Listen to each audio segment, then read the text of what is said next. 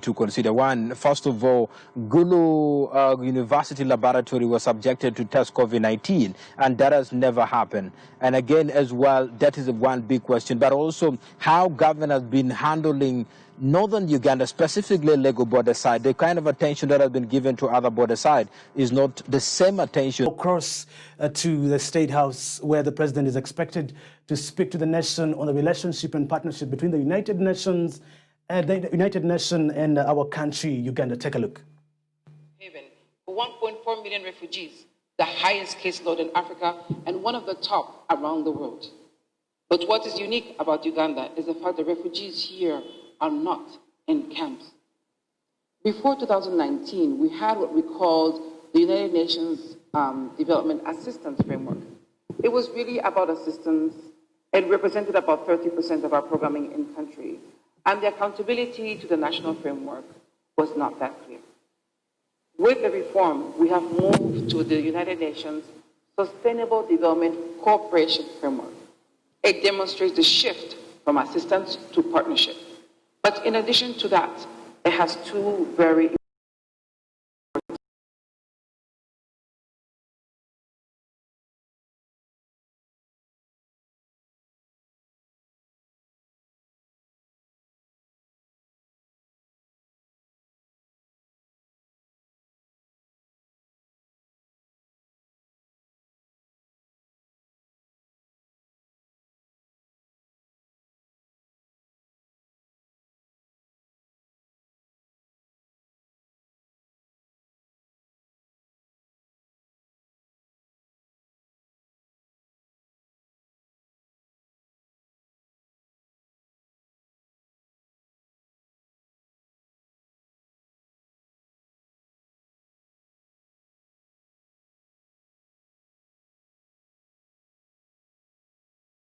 The United Nations Sustainable Development Cooperation Framework 2021-2025. I can confirm that at its core, it explains how we will help Uganda to implement the Sustainable Development Goals, how you will help implement the National Development Plan 3, and how to achieve the National Vision 2040. It is my hope that we will sustain the spirit of partnership and cooperation, the spirit of shared accountability. Together, we can improve the quality of lives of Ugandans across this nation. Thank you for your attention.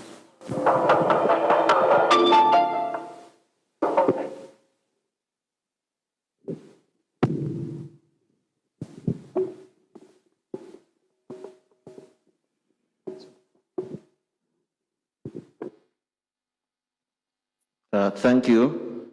I will now take this opportunity to invite Her Excellency Rose Malango, the UN Resident Coordinator and designated official for security of the United Nations system in Uganda. After her remark, she will present two certificates of recognition, one from Ghana in recognition of your visionary leadership in promoting civic education, and another one in recognition of extraordinary leadership in promoting gender equality, called He and She Champion. Her Excellency, you have the floor.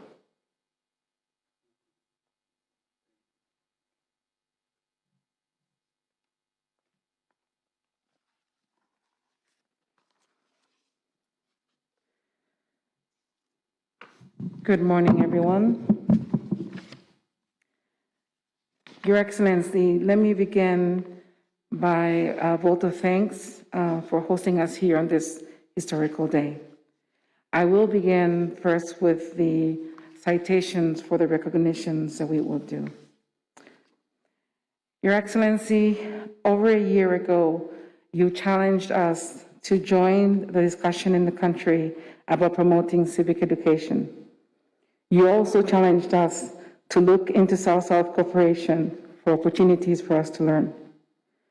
With the support of the Right Honorable Prime Minister, the Chief Whip and I led a joint mission to Ghana where we went to learn about civic education, elections, and sustainable development goals.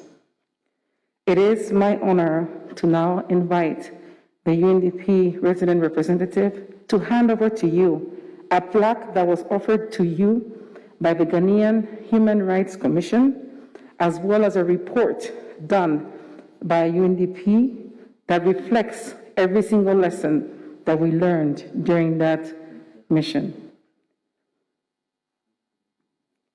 Picture. Thank you.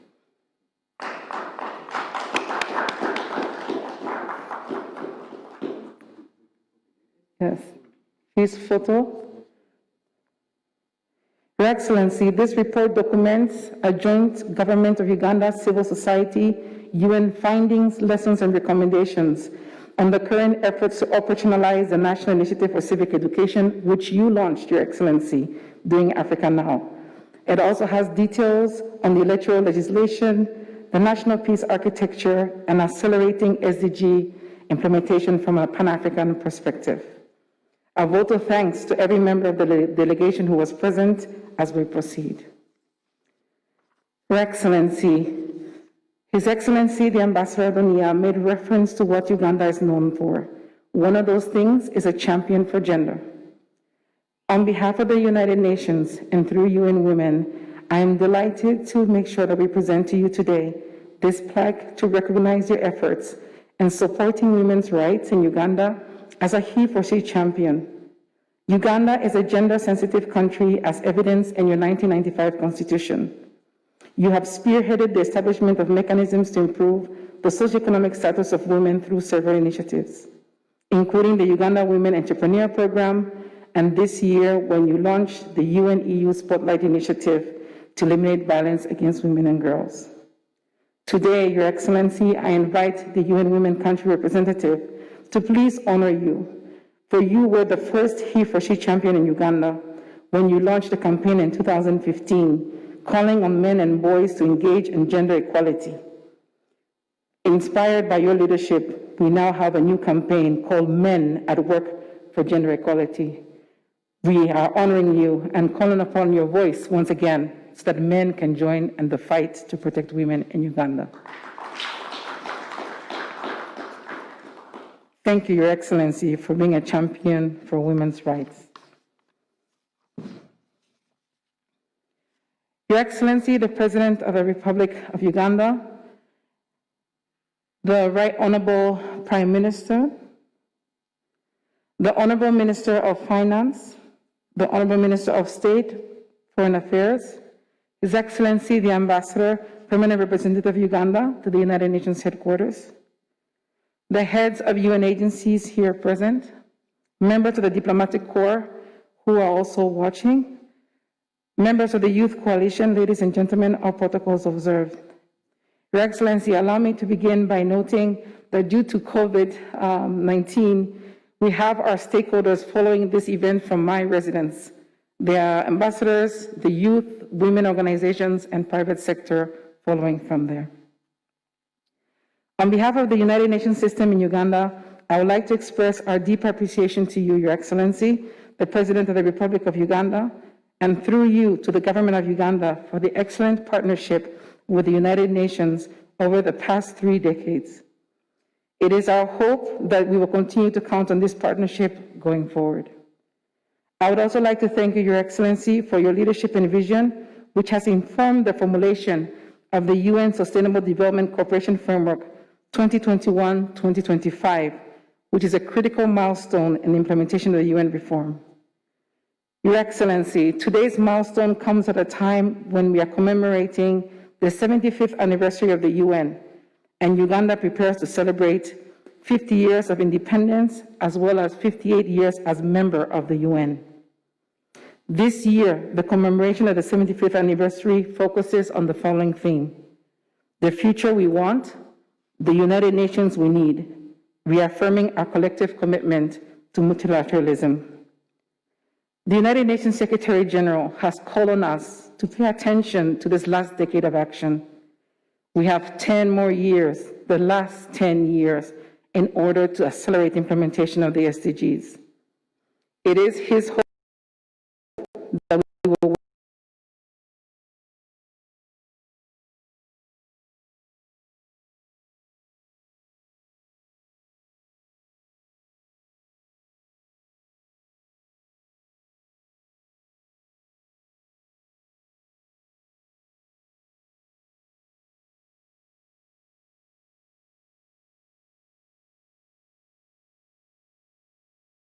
2020.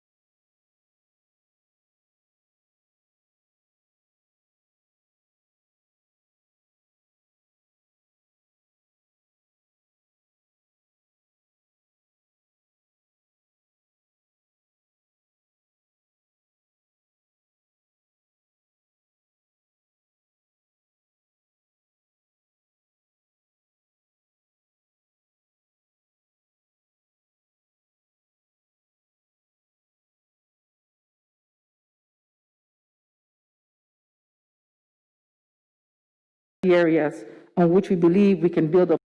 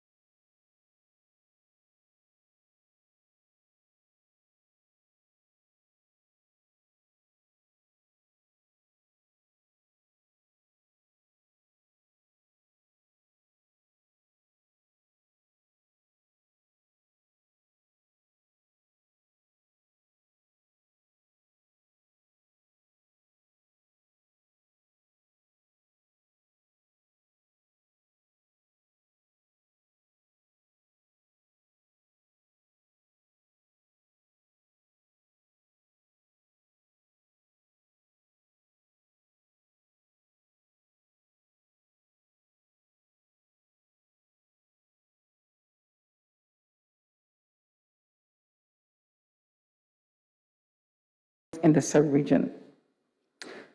In addition, the UN and Uganda, under the technical leadership of UNDP, carried out a comprehensive joint study on the socioeconomic impact of COVID-19, which we have shared with the Ministry of Finance and the Office of the Prime Minister.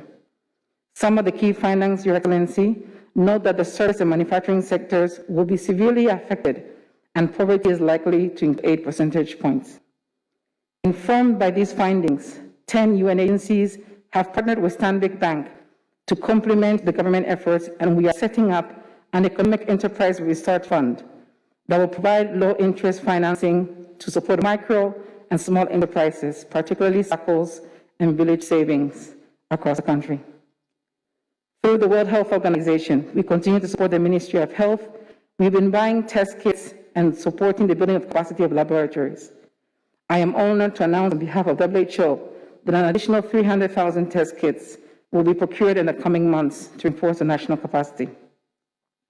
In addition, Your Excellency, last week, with the support of WHO, the Uganda Virus Research Institute is on its way to being recognized as an African Center of Excellence and a regional center for the COVID-19 genome. Your Excellency, business continuity of government during the lockdown by providing virtual collaboration tools and ICT gadgets. We are honored that we are able to participate in key government meetings that are regularly conducted online, including the National Coordination Task Force on COVID, as well as the justice and law sector and local government discussions with districts at the border. Your Excellency, you have promoted private sector, so I'm absolutely delighted to note that we continue to partner with the private sector to make sure that technology enables the small farmers. I'm hence honored to note that UNDP and Jumia Food Uganda have launched an e-commerce platform that is allowing 1,210 vendors and 7 markets in Kampala to connect to their customers. Your Excellency, ladies and gentlemen, the cooperation framework calls upon us to support the government in providing catalytic support on the use of resources to finance your sustainable development. We are honored to note that following the participation of the Right Honorable Prime Minister, the UN General Assembly last year, we are here now able to support Uganda to roll out an integrated national financing framework. It is our hope that this will give a platform for you to see more clearly the full potential of all the financial and non-financial resources available to finance your vision and your development plan. We will also continue to work on the Rwenzori Agri-led. Your Excellency, I hope that you saw on the video, we have now finally completed not just the profiles of the small-scale farmers, but also standard investment profiles that meet international standards for 6 key sectors. This was done in close collaboration with the Uganda Investment Authority and Operation Wealth Creation. Our roundtable on Rwenzori can now be called. Before I conclude, 2 last areas to highlight. The monitoring of efficient delivery. The United Nations is working closely with UBOS in order to roll out a national SDG dashboard that will enable us to monitor delivery of services at the different levels. It would also give inputs to the government annual performance review and help make sure that our joint annual discussions keep track of our promises and addressing the needs of the people. Your Excellency, ladies and gentlemen, I must conclude by making reference to youth skilling and empowerment. Uganda is the second youngest member, is the second member state with the second youngest population in the world. So we will continue to join the government in your efforts to skill the youth. I am delighted to note that the United Nations, in partnership with the National SDG Secretariat, hosted by the Office of the Prime Minister, and the Youth Coalition for SDGs, are undertaking the 1 Million SDG Solutions Innovation Challenge. The challenge aims to create a database of youth with solutions who are ready to change positively lives and can be supported by partners to scale up. In addition to this, Your Excellency, on Youth Day, you launched one of our contributions to this innovation and entrepreneurship facility established by UNDP and Stanbic. So as I conclude, I want to thank the Office of the Prime Minister, the National Planning Authority, the Ministry of Finance, the Ministry of Local Government, all the other line ministries, development partners, civil society, who have worked with us to make sure that this consultative process was completed even during the COVID-19 lockdown. I reaffirm our commitments to continue working with the government and all stakeholders to ensure that we leave no one behind in Uganda. I thank you for your attention. Your Excellency, before I sit down, I will now hand over to you on behalf of the United Nations system in Uganda, which has gone from having 1,500 staff when we had the UNDAF to having 3,100 staff, of which 60% are Ugandan. So this plaque is in recognition.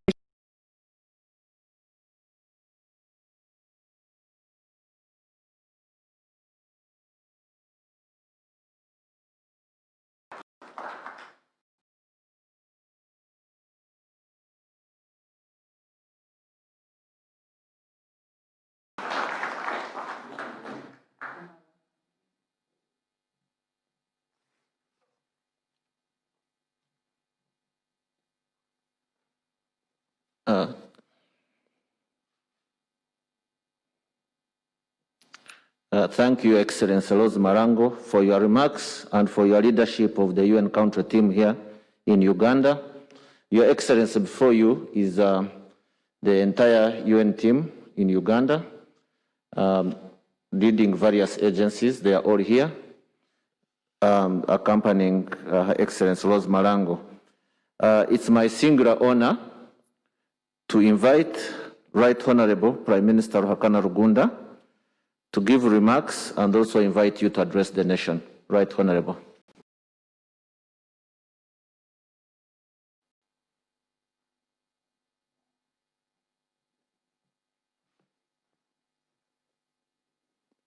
Your Excellency President Yoweri Museveni, Honorable Ministers, Rosa Marango, the UN Coordinator, and the heads of UN agencies,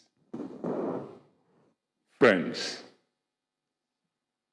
I want to take this opportunity to salute the UN government of Uganda, the private sector, and the civil society for having worked closely together to produce the cooperative framework that is being launched today. That degree of cooperation is highly appreciated, and it cements the already excellent working relationship between the people and government of Uganda on one side and the UN system. We appreciate that.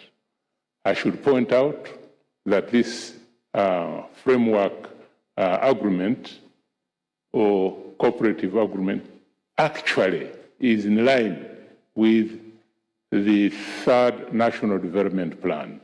So it's going to complement and help the implementation of the plan, and will also help in the implementation of the Sustainable Development Goals. So, Your Excellency, this is a great opportunity when partners of this nature who are doing great work are being recognized, and it's now my great pleasure to request you to say a few words and then launch the framework agreement.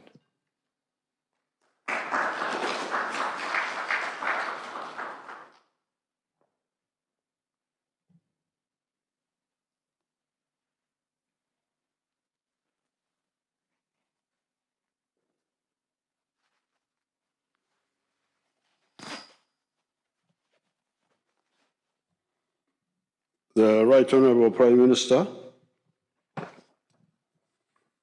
the UN Resident Coordinator, Her Excellency Rosa Malango, Uganda's permanent representative at the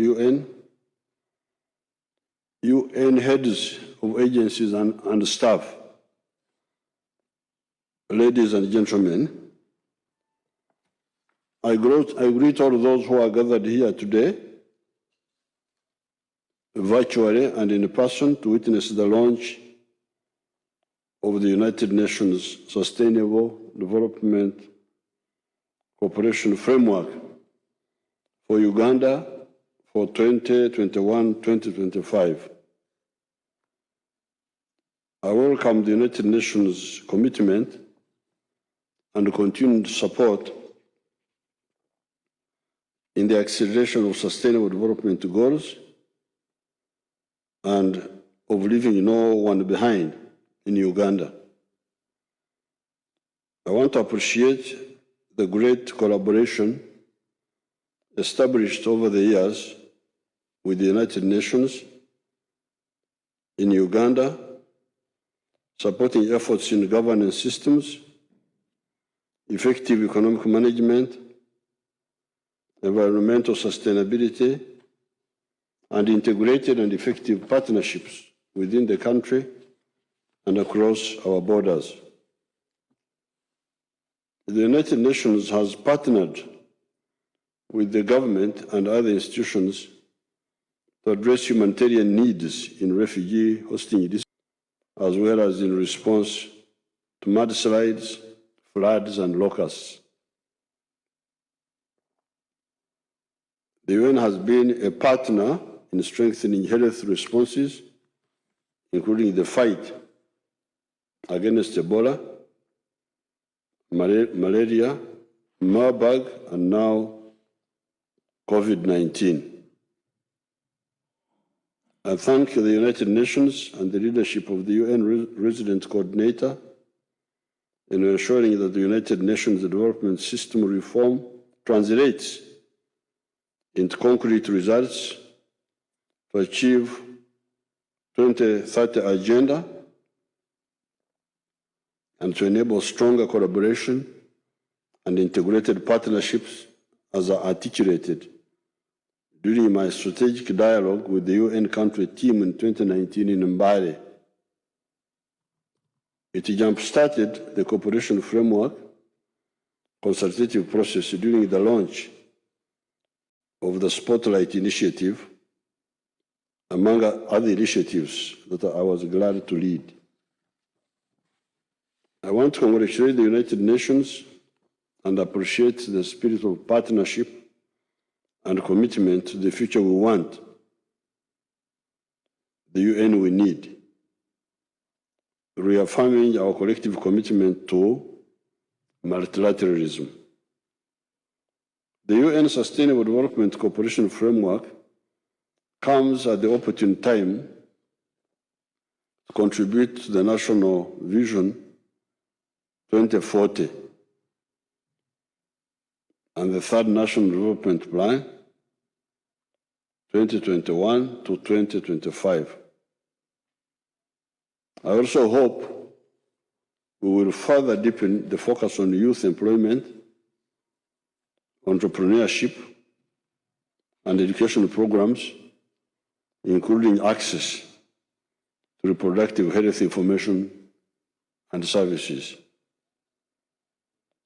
The process for cooperation framework development came at a bad time when COVID-19 brought widespread economic, social, and human impact. In Uganda, we took early actions in containing the outbreak and flattening the curve of the pandemic.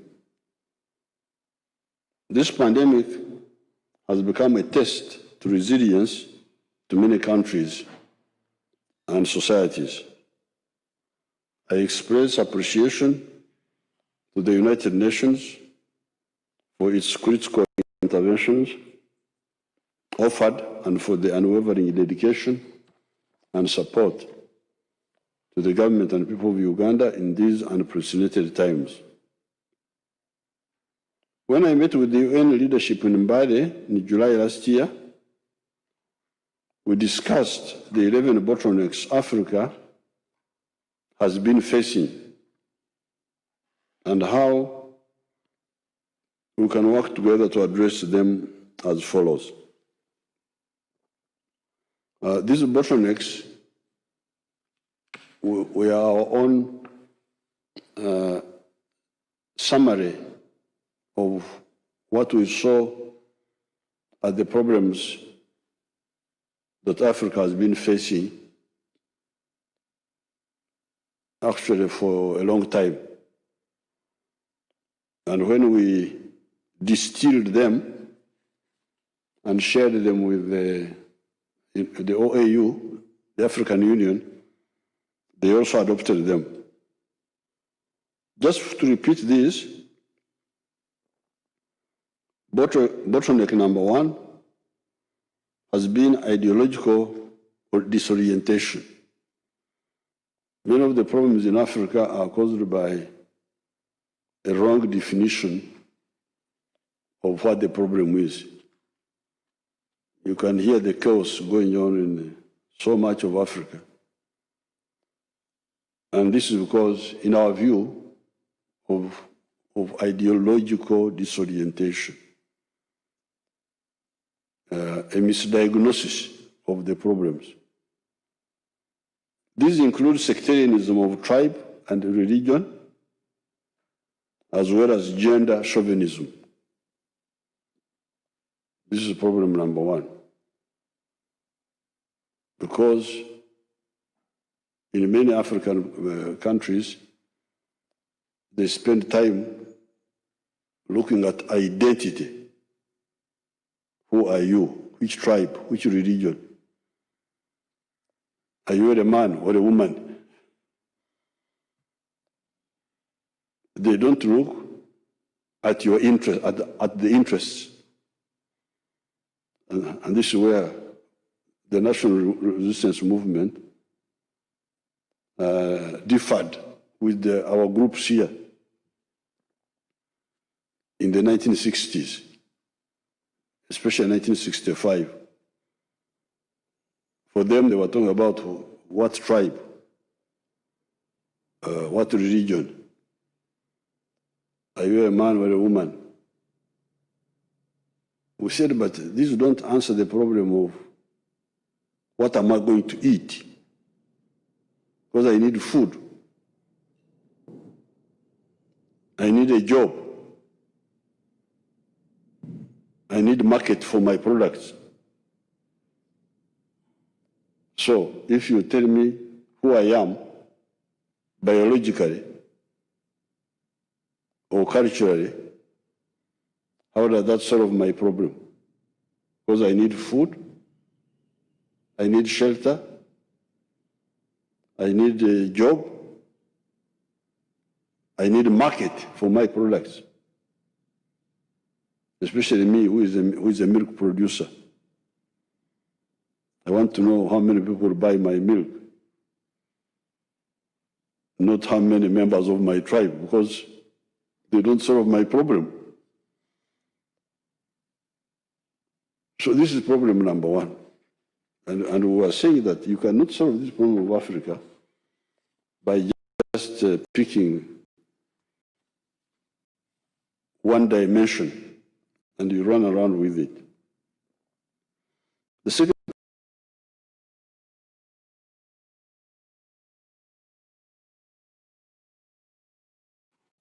especially in the 1960s, was the problem of the African leaders not understanding the importance of the private sector. Many of them are Christians, but they have not read the Bible very well. This is because 2,000 years ago, Jesus out. He pointed out the problem of the hired shepherd. He said that if a shepherd is hired,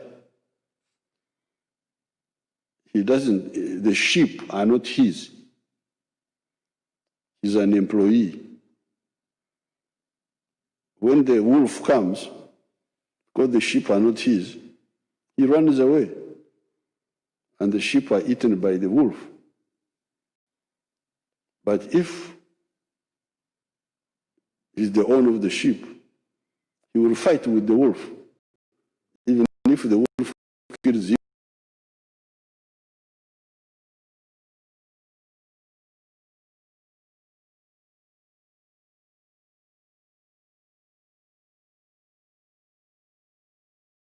did not see it in the 1960s. That is how you get people like Idi Amin chasing our Indians here. Because our Indians were a very, very active private sector group. But Idi Amin did not understand this. He looked at their color. They were brown. But they were actually doing more in Uganda than all the blacks combined. Because they were producing sugar, producing soap, the Indians that time. So the mishandling of the private sector in the 1960s was a big mistake. Of course, the African leaders had not only not listened to what Jesus said 2,000 years ago, they had also missed what Adam Smith said much later in 1776. So we really lost time. I'm very glad that the NRM, when we came, we were able to take a very firm stand here. The private sector must lead the economy.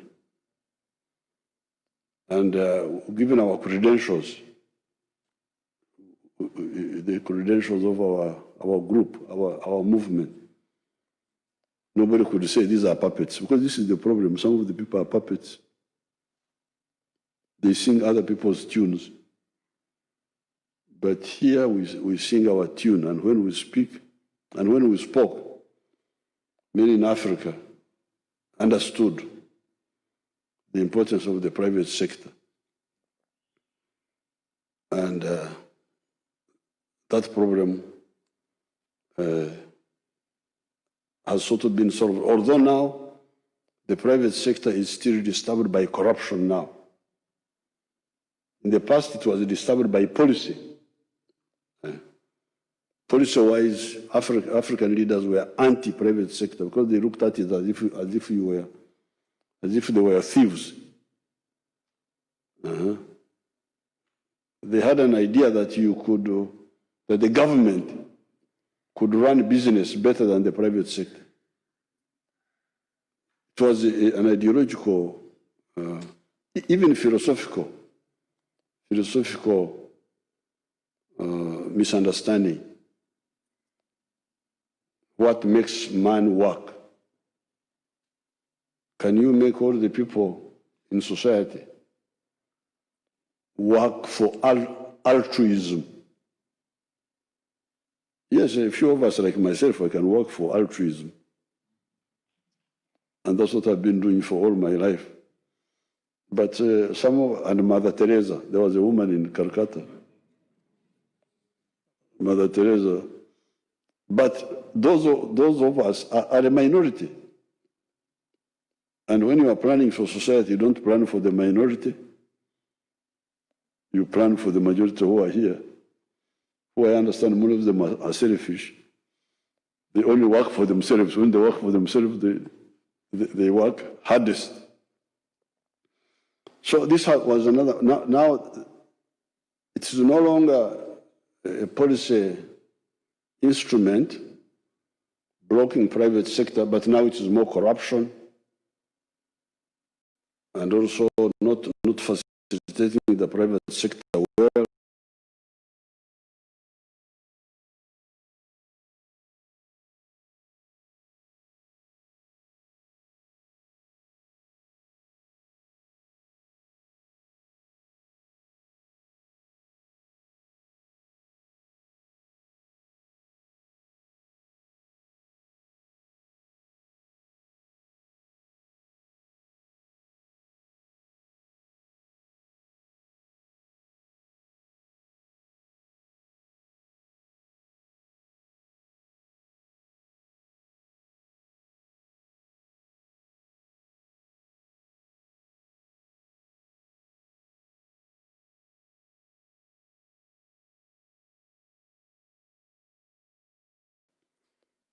So that is also another. Fortunately, here we have handled this, and we have put quite a lot of money on the roads. We have put a lot of money in the electricity. We now have some discussion with one of the dams. And that's where ideologically we should really all converge. You see, for instance, like one of the dams, Bujagari. Now, the problem is that when you build an electricity dam with private money, the private people want to recover their money. So that means the interest, especially if it is expensive money, now that distorts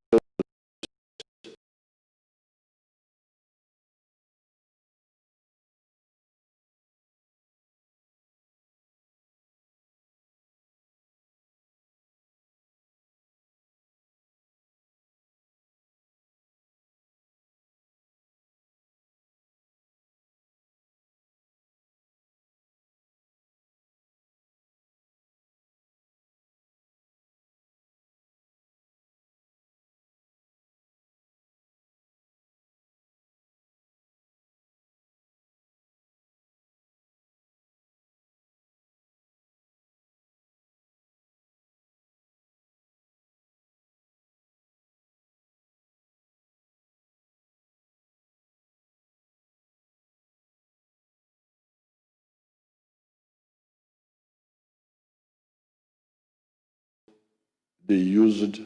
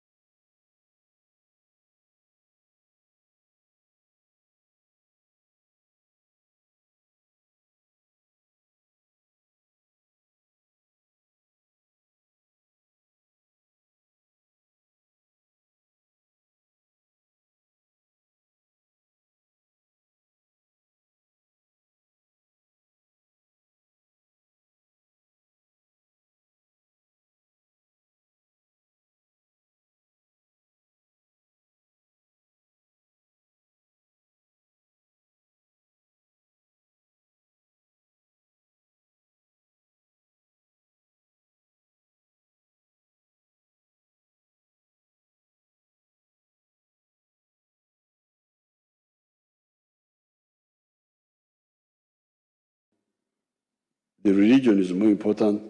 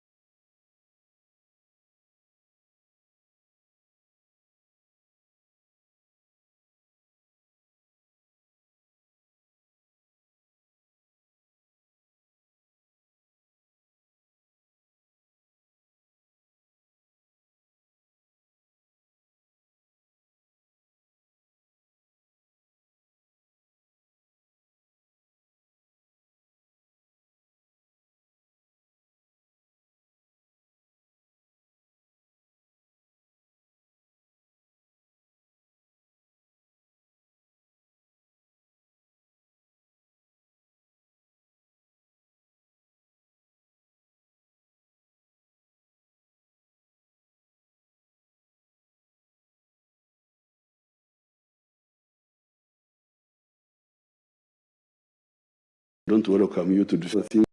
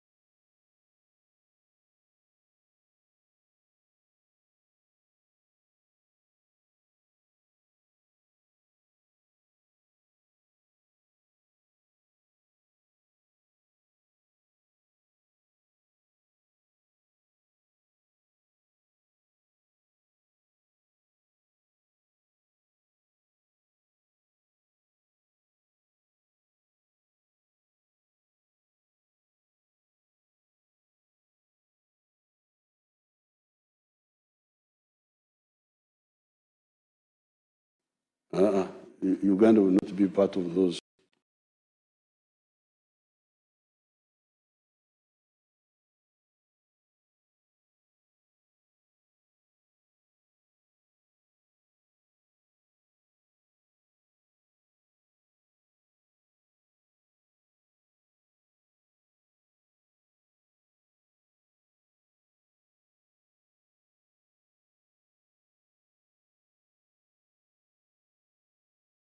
Party which gets majority.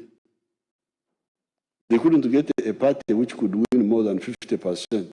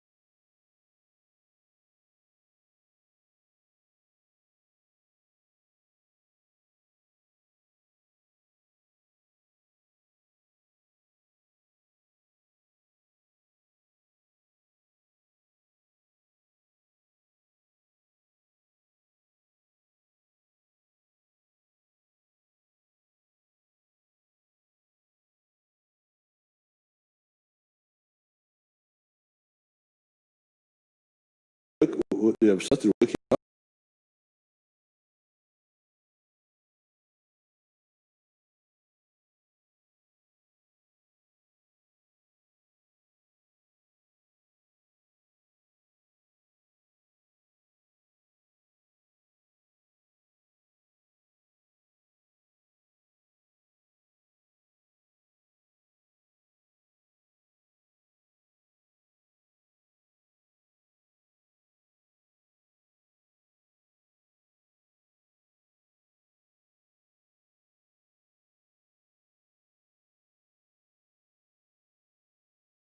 Because that's where the market is. So you find here, there's too much sugar. In other places, there is no sugar. Here, there is too much food. In other places, there is hunger. So therefore, the issue of market. So when the UN, you are working with us